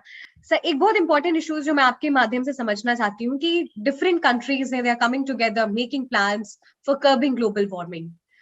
Global Biodiversity Outlook 2030 sets up 30 targets for 2030. Acknowledging the fact that it has not achieved the 2020 targets. तो सर, हम जब पिछले टारगेट्स कंट्रीज अचीव नहीं कर पा रही है, तो फिर आगे जो वर्क प्लान है उसको कैसे अचीव करेंगे? देखिए, जो आप बता रहे हैं वो आईची का में था, वो 2020 तक उसको अचीव करना था, लेकिन वो अनफॉर्चुनेटली अचीव नहीं हो सका। तो उसके टारगेट दिया कि 30 टारगेट लिए, 30-30 कंसेप्ट लेके उसको लेके आए कि हम उसको जो है हम लोग जो है को अचीव करेंगे 2030 तक। 2030 जो है अभी 10 साल है, और उसमें मैं मानता हूँ इस चीज को कि जितने शिद्दत के साथ, जितने इम्पोर्टेंस के साथ इस टारगेट को करना चाहिए था, वो शायद नहीं कर पाए। और फिर 2020-21 तो आपको देख ही रहे हैं कि उसके बाद से कोविड का जो प्रकोप 19 के दिसंबर से शुरू हुआ चाइना में, वो बढ़ते बढ़ते पूरे वर्ल्ड में, जो पहली बार 2020 में लॉकडाउन लगा था तो नेशनल लॉकडाउन लगा, तो हर आदमी हतप्रभ था कि ये क्या चीज आ गई, ये जनरेशन नहीं समझ पाया। और बच्चे तो अब सोचिए 2-2 साल से स्कूलों में बंद पड़े हैं, तो वो टारगेट ग्रेजुअली, मुझे लगता है कि ये टारगेट हम कहते हैं अगर पार्शियली भी अटेम्प्ट कर लेते हैं प्रेजेंट सिनेरियो के आधार पर, तभी एक अचीवमेंट है। क्योंकि टारगेट तय किया जाता है तो वो कई बार रियलिस्टिक नहीं भी होता है, और कई बार रियलिस्टिक भी हो जाता है अगर हम अचीव कर लेते हैं तो। ये डिपेंड करता है कि आप कितने एफर्ट के साथ टारगेट को अचीव कर लेते हैं। आप देखिए, उदाहरण देना चाहता हूँ, भारत में ही माननीय प्रधानमंत्री जी ने अपना टारगेट तय किया था कि हम जो है 175 गीगावाट हम अल्टरनेटिव सोर्स ऑफ एनर्जी से करेंगे, और हम लोगों ने 100 क्रॉस कर लिया है। ये मतलब इम्पॉसिबल टारगेट था, उसको उन्होंने बढ़ा करके 400 कर दिया।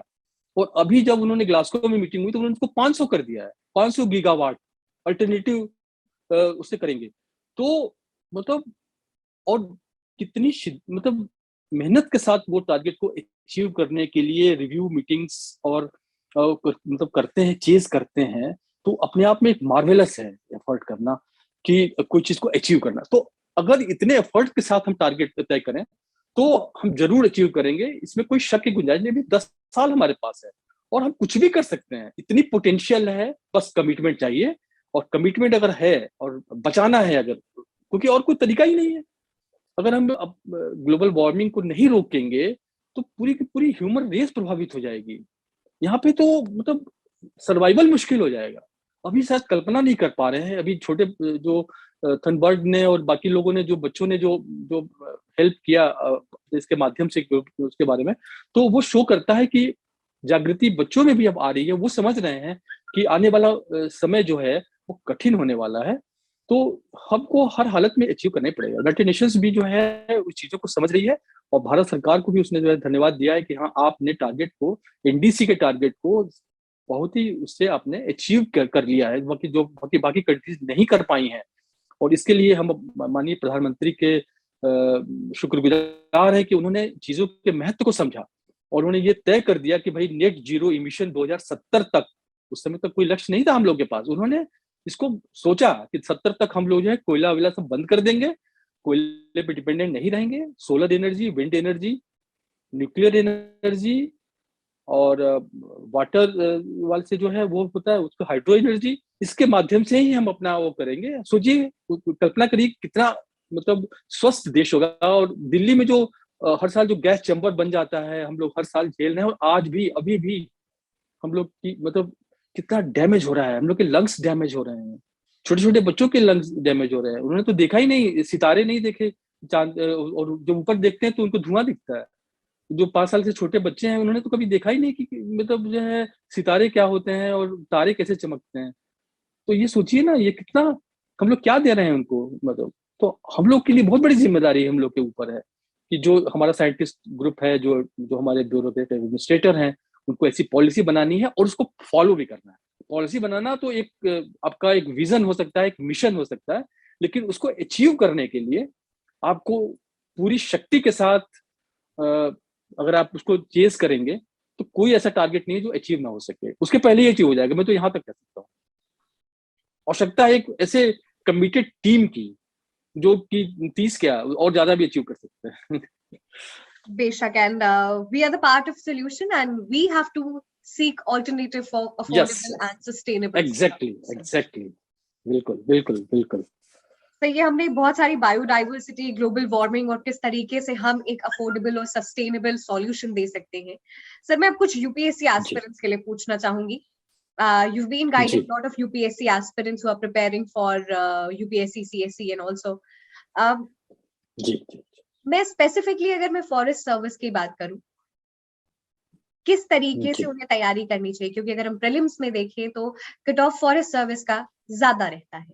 मैं ये कहना चाहता हूँ कि जो सिविल सर्विस के जो एस्पिरेंट्स हैं, अगर वो साइंस ग्रेजुएट हैं, क्योंकि इंडियन फॉरेस्ट सर्विस के लिए पहली शर्त है कि वो साइंस ग्रेजुएट होना चाहिए, वो इंजीनियर होना चाहिए, आईआईटी का होना चाहिए। तो इंजीनियर्स और साइंस ग्रेजुएट्स जिन्होंने प्योर साइंस किया हुआ है, जूलॉजी, बॉटनी, केमिस्ट्री, एग्रीकल्चर, इस तरह के सब्जेक्ट्स, आईआईटीज, तो इन लोगों ने जो पास किया है सिविल इंजीनियरिंग और मैकेनिकल इंजीनियरिंग, केमिकल इंजीनियरिंग, वो ही अपीयर हो सकते हैं। इसमें 2 ऑप्शनल पेपर देने होते हैं और बाकी जो है वो करंट अफेयर्स के क्वेश्चन होते हैं जो जीएस में होते हैं। लेकिन प्रीलिम्स जो है कंबाइंड होता है। और आपने बिल्कुल सही कहा कि इसका कट ऑफ ऊपर जाता है, तो उनको ज्यादा तैयारी करनी है। मतलब अपना जो साइंस वाला जो पोर्शन है, क्योंकि देखिए जब से ये आईएफएस जुड़ गया है सिविल सर्विसेज के साथ, पहले इंडिपेंडेंट होता था, अब जोड़ दिया गया प्रीलिम्स के लिए, तो उसमें इसीलिए हर साल जो साइंस के क्वेश्चन होते हैं वो ज्यादा बढ़ा दिए गए हैं। जो क्वेश्चन 100 आते हैं उसमें कम से कम आप ये मान के चलिए कि 25 से लेकर 30 क्वेश्चन तक साइंस के होते हैं और टेक्नोलॉजी के होते हैं, प्योर साइंस के और टेक्नोलॉजी के क्वेश्चन होते हैं, जिसको कि आईएफएस ऑफिसर के लिए जो एस्पिरेंट्स हैं वो उसको अच्छे से तैयारी करें। और उसके लिए मार्केट में बहुत अच्छी अच्छी बुक्स, बहुत ही क्वालिटी बुक्स अवेलेबल हैं। अगर आप कहें तो 1-2 नाम हम बता सकते हैं उनके लिए। बेशक सर। शंकर ने बहुत अच्छा इन्वायरमेंट के ऊपर बुक लिखी है, उसको आप जरूर देखें, उसके नए एडिशन को देखें। और उसके अलावा क्लाइमेट चेंज के ऊपर भी कुछ बुक्स और इम्पोर्टेंट आ गई हैं। तो कहने का मतलब कि बिल्कुल जो और उसके अलावा बहुत सारे क्वेश्चंस जो हैं वो आते हैं ड्रोन्स के ऊपर, आर्टिफिशियल इंटेलिजेंस के ऊपर, इंटरनेट ऑफ थिंग्स के ऊपर, ब्लॉकचेन टेक्नोलॉजी के ऊपर और आर्टिफिशियल इंटेलिजेंस। और तो ये जो जो जो इमर्जिंग जो टेक्नोलॉजीज हैं, इसके क्वेश्चन बहुत और हाई लेवल के क्वेश्चंस आते हैं। तो आप अपना नोट्स बनाएं और शॉर्ट नोट रोज लिखें, रोज पेपर को इस तरह से पढ़ें जैसे कि आपका कल एग्जाम होने वाला है। तो आपके टॉपिक्स तैयार होते जाएंगे, उसको अपडेट करते चले, उसको आप कार्ड्स पे लिखें, एक एक कार्ड बना ले एक एक टॉपिक के लिए, तो 100-200 कार्ड आपको लगेंगे इसमें। लेकिन वो उसको आप अपडेट करते रहें, वो इतना काम आएगा आपको ये टेक्निक कि मतलब आप तो कुछ भी कर सकते हैं, आप उस टॉपिक के ऊपर आप लेक्चर दे सकते हैं, बिल्कुल बिल्कुल अप टू डेट। हर दिन का उसमें आप बढ़ाते जाइए, पेपर में निकलता रहता है और टारगेट लिखते जाइए। तो इस तरह से आप साइंस की तैयारी करिए। उसी तरह से बॉटनी के उसके ऊपर एनर्जी सेक्टर इतना इंपॉर्टेंट हो गया, एनर्जी पे क्वेश्चन आते हैं। जो क्वेश्चन के जो पेपर आप पिछले 10 साल का देखिए तो उसमें साइंस का जो है काफी क्वेश्चन आते हैं, तो वो एक क्वेश्चन बैंक तैयार कर लीजिए। और आप साइंस में आपका ट्रम्प कार्ड होना चाहिए, क्योंकि आपका एक जो है आपका साइंस बैकग्राउंड है, तो आपकी समझ ज्यादा अच्छी है। बाकी जो ह्यूमैनिटीज में जो पढ़ने वाले बच्चे हैं उनकी तुलना में आप साइंस की तैयारी आप अच्छे से करिए। प्लस बाकी जो आप बाकी के साथ वो आप पढ़ रहे हैं, अपने जो पॉलिटी और हिस्ट्री और इकोनॉमिक्स, करंट अफेयर, 2 साल का करंट अफेयर्स, स्टैटिक के साथ डायनेमिक को जोड़िए। ये एक नया कंसेप्ट निकल के आया है कि 2 साल पहले कोई चीज अगर पेपर में छपी है और आज कंटेक्स्ट उसका है, तो उसको जोड़ करके वो क्वेश्चन बना देते हैं यूपीएससी। तो वो चीज सोचिए कि क्या चीज आ सकता है। पेपर को 1-2 घंटे इतने अच्छे से पढ़िए, उसमें से आप देखिए कि इसमें काम की चीज क्या है। बेकार चीजें छोड़ दीजिए, आपको कुछ कोई लेना देना नहीं है पॉलिटिकल न्यूज का और बाकी जो चीजें अनऑप्शन आप सिर्फ जो है ये देखिए कि डेवलपमेंटल एक्टिविटीज क्या क्या हो रही हैं, साइंस के क्षेत्र में हम कहाँ जा रहे हैं, एनर्जी के क्षेत्र में हम कहाँ जा रहे हैं, बायोडाइवर्सिटी के क्षेत्र में, ग्लोबल वार्मिंग में, क्लाइमेट चेंज के बारे में, जो इमर्जिंग इश्यूज हैं, और जितने भी आपके ये करेंट, जैसे मेटावर्स है, इट्स लेटेस्ट थिंग। मेटावर्स मतलब एक संभावना है, असीम संभावना है इसमें। ये लेटेस्ट जो है जार्गन है, इसके समझिए कि मेटावर्स क्या है, क्रिप्टो करेंसी क्या है, क्यों इतना पॉपुलर हो रहा है, भारत सरकार क्यों नहीं उसके ऊपर अपना पॉलिसी बना पा रही। इसके तह में जाइए, जब आप इंटरव्यू भी देंगे ना, क्वेश्चन पूछे जाएंगे, तब आप मतलब आपके क्वालिटी रिप्लाई से प्रभावित हो जाएंगे। आप 200 नंबर पा सकते हैं इंटरव्यू में। तो आप प्लानिंग पूरी करिए, प्रीलिम्स की भी, मेंस की भी और पूरी इंटरव्यू की, ये कंप्लीट पैकेज कहीं छोड़ना नहीं है। प्रीलिम पास करिए और फिर उसके बाद मेंस की तैयारी करिए और फिर इंटरव्यू के लिए मॉक इंटरव्यूज कराइए और देखिए कि आपको कैसे इंप्रूवमेंट हो रहा है। हर मॉक के साथ आप इंप्रूव करेंगे। लेकिन टेक्निक वही है, अपडेट, हर दिन अपडेट करिए, हर पेपर को नोट बनाइए। नोट्स बनाना ही पड़ेगा अगर आपको अपडेट होना है तो। और फिर उसको डिस्कस करिए, चीजों को समझिए, क्योंकि काफी कुछ डिपेंड होता है इसके ऊपर कि क्या आपके व्यूज क्या है। और आप व्यूज हमेशा आप मिडिल पाथ रखिए, एक्टिविस्ट की तरह बात मत करिए और उसकी तरह बात बिल्कुल, जैसे एक ब्यूरोक्रेट, एक ऑफिसर बात करते हैं, उनको पॉलिसी को इंप्लीमेंट करना होता है, वो क्वेश्चन नहीं कर सकते गवर्नमेंट। सर ये तो बात हमने प्रीलिम्स की कर ली, अब इंडियन फॉरेस्ट सर्विस के जो मेंस एग्जामिनेशन है उनके लिए क्या खास बातों जी का जी। ध्यान एस्पिरेंट्स को रखना चाहिए? हाँ हाँ। देखिए, बाकी तो आप उसके जो पेपर्स आते हैं वो ऐसे पे होता है इंग्लिश में, क्योंकि क्या होता है इसका मीडियम टोटल इंग्लिश होता है इंडियन फॉरेस्ट सर्विस का। तो इसके जो है आपको जो है चॉइस नहीं होता है, आपको सब रिप्लाई भी इंग्लिश में देनी पड़ती है। और ऑप्शनल आपके दो होते हैं, तो दो ऑप्शनल्स की तैयारी में आपको चूज करना होगा, आपको अपने दो ऑप्शन का। तो दोनों को इक्वल वेटेज देना चाहिए। और इसके इंटरव्यू का मार्क्स भी ज्यादा होते हैं आईएफएस के, पता नहीं आपको मालूम है कि नहीं दिव्यांशी। इसके इंटरव्यू आईएएस से ज्यादा के इंटरव्यू होते हैं इसके। जैसे आईएएस का तो 275 नंबर का होता है, इसका 300 का होता है।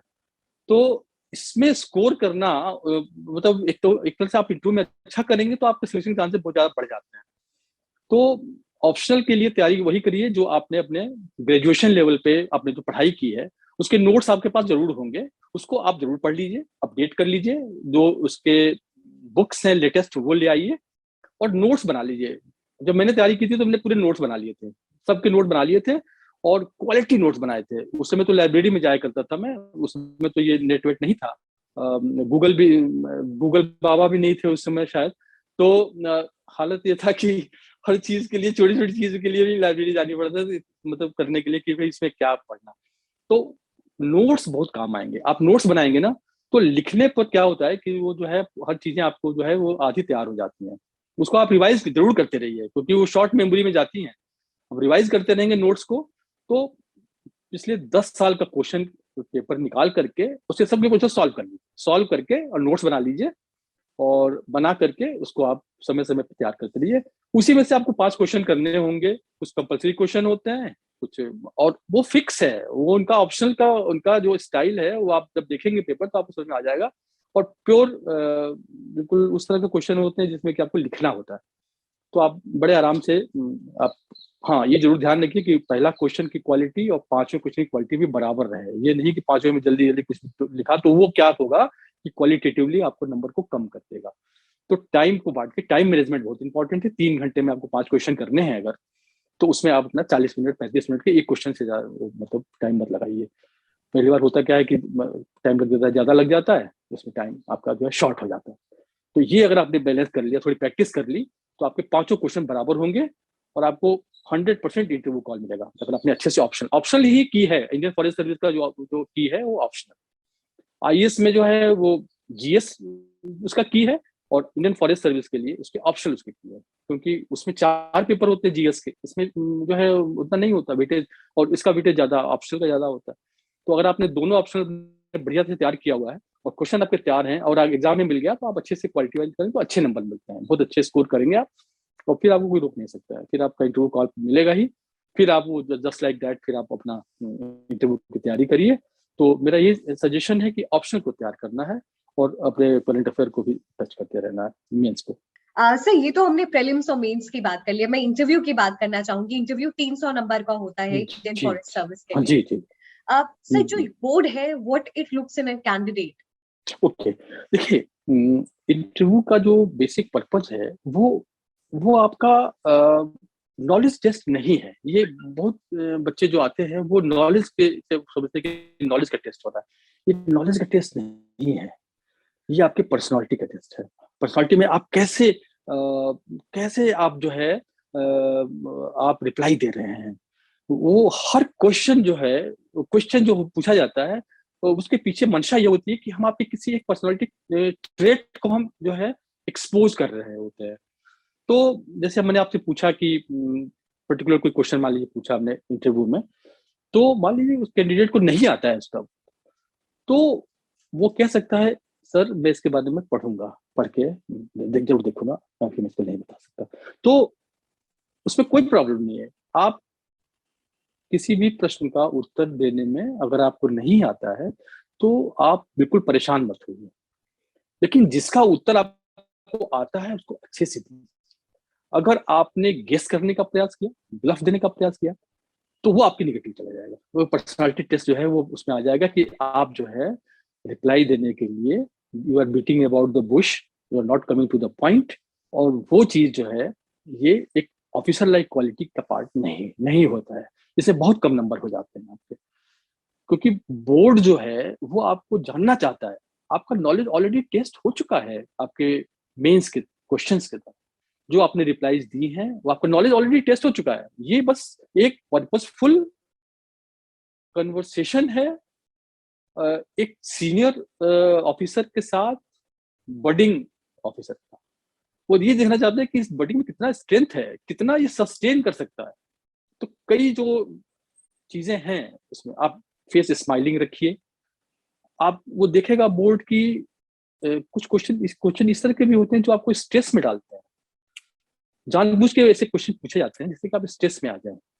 अगर आप स्ट्रेस में आ गए और आपके चेहरे पे बातें आ गई तो बोर्ड इसको निगेटिव मानता है, उसको ये समझता है कि ये जो है स्ट्रेस में, क्योंकि जब आप एक्चुअल पोस्ट हो पाएंगे एज डिस्ट्रिक्ट मजिस्ट्रेट और डिविजनल फॉरेस्ट ऑफिसर तो हर दिन आपकी परीक्षा है, एवरी डे। आपको नहीं मालूम कि जब हम शाम को ऑफिस से घर जाएंगे तो आज हमने दिन भर में क्या क्या किस तरह के लोगों से हम मिले जो आपको परेशान भी कर सकते हैं, जो आपका कुछ भी हो सकता है, हर दिन एग्जाम की तरह होता है। तो उसको आप किस तरह से हैंडल करेंगे ये बोर्ड जानना चाहता है, तो इसलिए क्वेश्चन पूछा जाता है। तो इसका घबराने की जरूरत नहीं, आपको क्वेश्चन नहीं आता, नहीं आता है। You are not encyclopedia Britannica कि आपको हर चीज दुनिया की आती है। बोर्ड के मेंबर को बहुत सारी चीजें नहीं आती। अगर आप मुझसे पूछे हैं, अगर आप चेयर बदल दें तो अब वो आप पूछेंगे वो नहीं बता पाएंगे। तो ये मत सोचिए, जो आपको आता है, हाँ जो आता है वो अच्छे से आना चाहिए। और जो करंट अफेयर की चीजों पे उस पर निगाह रखिए। आप जिस दिन आप इंटरव्यू में जाएंगे उस दिन का पेपर भी पूछ लेते हैं, हेडलाइन पूछते हैं। तो आप चीजों को हमने बताया, अगर आपकी आदत है आपको रोज पेपर पढ़ने की, पेपर पढ़ने का भी एक एडिक्शन हो जाता है। अगर आप पढ़ना शुरू करिए ना तो आपको जब पेपर नहीं मिलेगा मॉर्निंग में तो आपको लगेगा कुछ खाली खाली सा, ये फील आना चाहिए। 1 घंटा आप टोटल डिवोट करिए और जितने भी पेपर 2-3 इंपॉर्टेंट पेपर हैं, मैं नाम कहे तो हम ले लें, जो हिंदू है जैसे one of the good papers में है, या इंडियन एक्सप्रेस है, या टाइम्स ऑफ इंडिया है, इनके एडिटोरियल जरूर पढ़िए। वो एडिटोरियल से आपको ना व्यू पॉइंट मिल जाएगा। कई बार आईएएस के और आईएफएस के इंटरव्यू में आपसे पूछा जाता है कि आपका क्या व्यू है, आप क्या समझते हैं, तो वो उसमें फैक्चुअल चीजें नहीं ज्यादा वो देखते हैं। वो देखना चाहते हैं कि आप क्या साइड ले रहे हैं, और अगर साइड ले रहे हैं तो आप उसको जस्टिफाई कर पा रहे हैं, कितना स्किल है आपको हैंडल करने का सिचुएशन को। तो बहुत सारी चीजें देते हैं वो इस तरह के क्वेश्चन पूछते हैं आपसे जिसमें कि आपको वो लगेगा कि ऐसा क्वेश्चन पूछ दिया जिसमें कि कोई रेडीमेड रिप्लाई नहीं है उसका।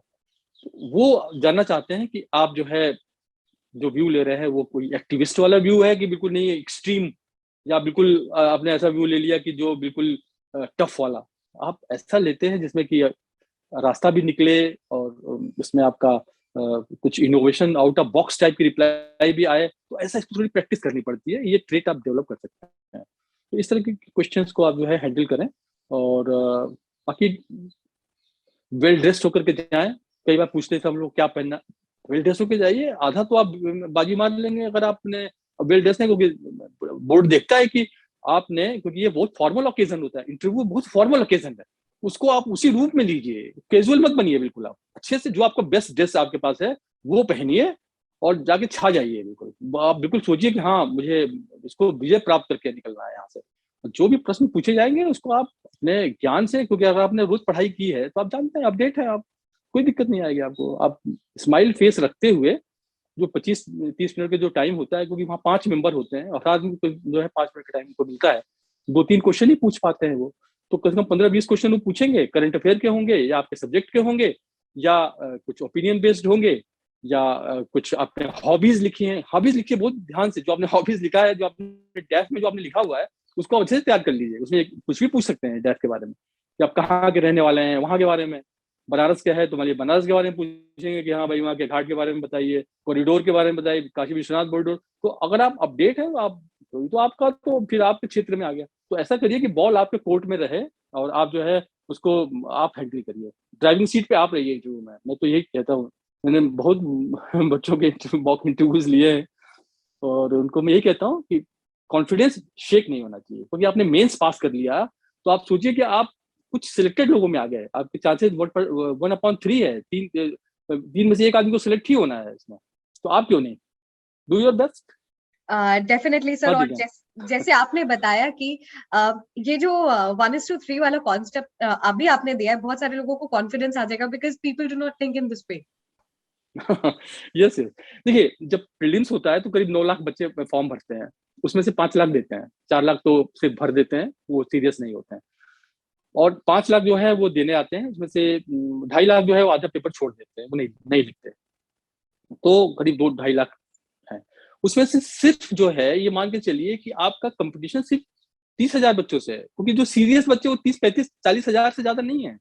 बाकी बच्चे पहली बार दे रहे हैं, उनको मालूम नहीं है, वो ट्रायल ट्रायल एंड एरर में आ रहे हैं, वो बच्चे सीरियस हैं। जैसे इस साल के सिविल सर्विसेज में 3,000 बच्चों को, सॉरी 2100 बच्चों को इंटरव्यू के लिए कॉल किया गया था, उसमें से 700-800 बच्चे फाइनली सेलेक्ट हो गए, तो 1200 बच्चे तो बच गए ना, और उनका चांस बचा हुआ है, तो वो तो आपकी जिंदगी हराम कर देंगे। 1200 बच्चे टोटल फाइट करेंगे आपसे, जो नए बच्चे आ रहे हैं पहले चांस वाले, तो वो 1200 ऐसे 1200 आप 6 बार जोड़ दीजिए, जो 6 चांस वाले हैं, तो अब सोचिए कितने हो गए, 7-8 हजार। तो बड़े सीरियस वाले बच्चे हैं, जो कि वहां पे यूपीएससी देख चुके हैं, इंटरव्यू दे चुके हैं, वो 1-2 नंबरों से रह गए हैं, वो बहुत टफ कंपटीटर हैं। तो सब मिलाकर के आपको सीरियस बच्चे 15-20 हजार ही मिलते हैं, उसमें आपको स्टैंड करना है। और जैसे फिर आपको इंटरव्यू के लिए बुलाते हैं, जैसे मान लीजिए सीटें 1,000 सीटें हैं, तो 3,000 को इंटरव्यू आपको मेंस में क्वालिफाई कराएंगे, और इस बार जैसे मेंस हो रहे हैं तो करीब 9,500 बच्चे मेंस दे रहे हैं, उसमें से 3,000 बच्चे क्वालिफाई करेंगे, 6,000 बच्चे तो नहीं क्वालिफाई कर पाएंगे, तो वो 6,000 बच्चे तो फिर से देंगे अगले साल।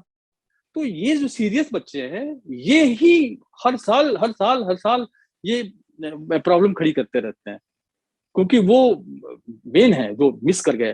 वो 3,000 में आप सोचिए पिरामिड कैसे बढ़ता जाता है, उस 3,000 में फिर 1,000 में आना है, 2,000 फिर बच गए, 2 इंटरव्यू में रिजेक्ट हो गए। तो 1:3 का जो रेशियो है, तो प्रयास करेंगे, अगर आपने इंटरव्यू अच्छा दिया है तो आपको मतलब नंबर मिलेगा, अच्छा नंबर मिलेगा। हमने ये भी बच्चों को देखा है, और जो मॉक में आते हैं, मैं तो बोल देता हूँ वहीं पे कि हाँ तुम तुम्हारे मेरिट में आ जाओगे, तुम्हारा जो परफॉर्मेंस है, और कई बार मेरी बात सही निकलती है। ऐसे बच्चों का मैं नाम नहीं लूंगा और इंस्टीट्यूट का भी नाम नहीं लूंगा, हमने बोला वो 2nd रैंक आ गया, 4th रैंक आ गया, तो वो फोन करके बताते हैं सर आपने तो कह दिया था, हमने कहा हाँ कहा था। इट वाज रियली मतलब जो तैयारी है, जिस तरह से बच्चों ने एग्जाम दिया और जिस तरह से इंटरव्यू दिया, वो फेस किया, मेरे क्वेश्चंस को समझा, तो हमने कहा बस यही तो बोर्ड भी यही चाहती है। बोर्ड कोई हवा नहीं है, वो बोर्ड के लोग बड़े प्रबुद्ध हैं। हाँ, ये है कि वो काफी दुनिया देखे हुए लोग हैं, समझदारी है, और आपके हर चीज पे पैनी निगाह रहती है। इसलिए इंटरव्यू बहुत फॉर्मल, बहुत सीरियसली और मॉक करा के जाना चाहिए, ताकि आपकी गलतियां आपकी मतलब मालूम हो आपको। फॉर्मल जाइए, और आप कहीं कोई जेस्चरिंग मत करिए, साइलेंटली रहिए, और स्माइल फेस जरूर रखिए, सीरियस मत बनिए। ऐसा न लगे कि बहुत हैवी आपको कोई पनिशमेंट देने के लिए आपको जो है ग्रिलिंग हो रही है, ऐसा मत सोचिए। ठीक है, नॉर्मल वे वो आ जाता है। हालांकि बच्चे घबराते हैं जरूर शुरू शुरू में, लेकिन वो अगर वो अडॉप्ट करें, प्रैक्टिस करें, तो वो तो उसके नंबर बहुत अच्छे मिलते हैं। बोर्ड बहुत उसको पॉजिटिव मानता है कि ये जो है ग्रिलिंग के बाद भी जो है इसने अपना स्माइल नहीं छोड़ा, तो ये हैंडल कर ले जाएगा। क्योंकि डिस्ट्रिक्ट में कम से कम 100 कमिटीज का वो चेयर करता है। वो एक डिस्ट्रिक्ट मजिस्ट्रेट आज के डेट में 100 कमिटीज को चेयर करता है। सोचिए, कभी बंदर के सेंसस से लेकर के और एग्रीकल्चर तक हर चीज पे वो वही है, तो कितना उसके ऊपर वर्कलोड है। उसके बाद भी जब वो घर जाता है, वो तो स्माइलिंग फेस लेके जाता है, और फिर नेक्स्ट डे भी वही चीज करना है उसको। तो ये चैलेंजेस को करने के लिए तैयार रहना चाहिए, और ये रियल यही थ्रिल है, यही जॉब है, यही यही अपना यूएसपी है, इसी में अपने को करना है। तो मुझे उम्मीद है कि ये जो टिप्स काम आएंगे, और मेरा यही कहना है कि बस ये बहुत फॉर्मल ओकेजन है, और उसको आप उसी रूप में हैंडल करें, प्रैक्टिस करें। और अगर आप अपडेट हैं, नॉलेज इज पावर, अगर आपके पास ज्ञान का लेवल है, तो आप बहुत अच्छे से बताएंगे। और थोड़ा सा बोलने की प्रैक्टिस अच्छी सी कर लें, और किसी भी लैंग्वेज में आप बोल सकते हैं, वहाँ पे तो अलाउड है यूपीएससी में। आपको लिखना पड़ता है, पहले बताना पड़ता है कि हम आप हिंदी में इंटरव्यू देंगे, इंग्लिश में देंगे, और आपको दोनों में कमांड है तो आप इंग्लिश में दीजिए। कोई इसमें फर्क नहीं है कि आप लैंग्वेज में आपने क्या दिया, हिंदी में दिया जिसमें आप एक्सप्रेस कर सके अच्छे से, और जिसमें आपको आप कंफर्टेबल हो। बोर्ड को इससे मतलब नहीं है कि आप ये क्या बोलते हैं, किस लैंग्वेज में बोलते हैं, लेकिन जो भी बोलें स्पष्ट बोलें, और कन्विंसिंग तरीके से बोलें, ताकि बोर्ड को लगे कि हाँ ये अपने आप को एक्सप्रेस कर सकता है। क्योंकि बेसिकली प्रशासन में तो बोल के आप बहुत सारी चीजें हैंडल कर सकते हैं अपने diplomacy, this in art and science both. Sir, आपसे हमने तमाम पहलू पर चर्चा की, चाहे वो बायोडाइवर्सिटी की हो, कि और एक लाइफ कैसी होती है एक आईएफएस ऑफिसर की, रूल्स एंड रिस्पॉन्सिबिलिटीज, और मोस्ट इम्पोर्टेंटली यूपीएससी बोर्ड क्या देखता है एक इंडियन फॉरेस्ट सर्विस के लिए।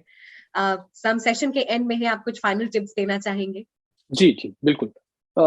मैं बच्चों को ये जो एस्पिरेंट हैं इंडियन फॉरेस्ट सर्विस के, उनको मैं ये कहना चाहूंगा कि अगर आप सीरियस हैं अपने इस जॉब को लेने के लिए, IAS बनने के लिए, तो आप अपनी पढ़ाई जो है वो शुरू करें। बिल्कुल लॉन्ग टर्म प्रिपरेशन करिए, अभी से शुरू हो जाइए। 1 साल करीब आपको लगेगा तैयारी करने में, लेकिन बहुत ही सीरियसली तैयारी करिए। इंपॉर्टेंट बुक्स इकट्ठा करिए, नोट्स बनाइए और पेपर पढ़िए रेगुलर।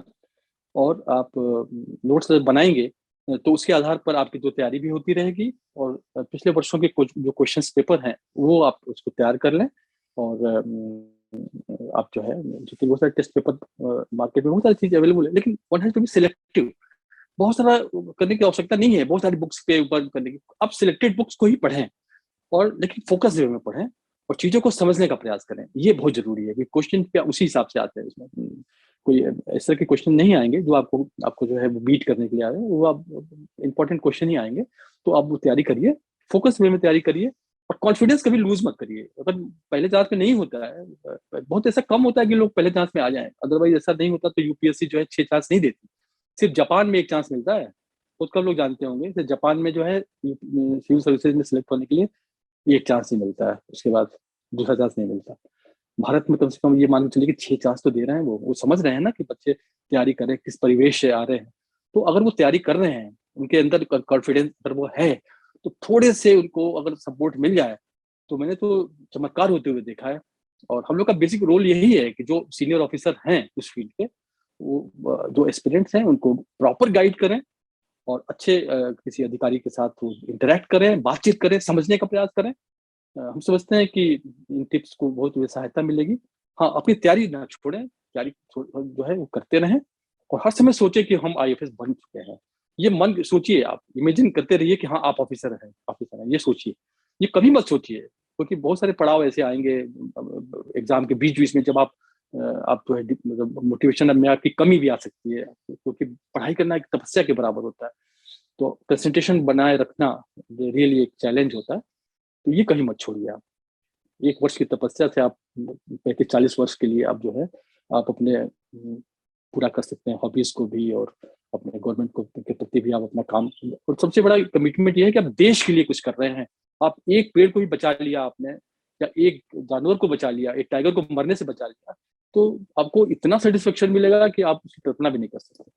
तो ये सब टिप्स हैं जो हमारे समझते कैंडिडेट को बहुत काम आएगा। और मैं आप कहना चाहता हूँ कि मैं हमेशा अवेलेबल हूँ बच्चों को गाइड करने के लिए।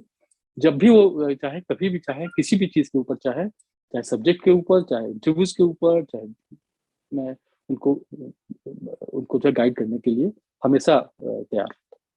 Thank you so much, sir, for joining us in this interview session. The entire team wishes you good health, and thank you for sharing all those insights. Thank you so much.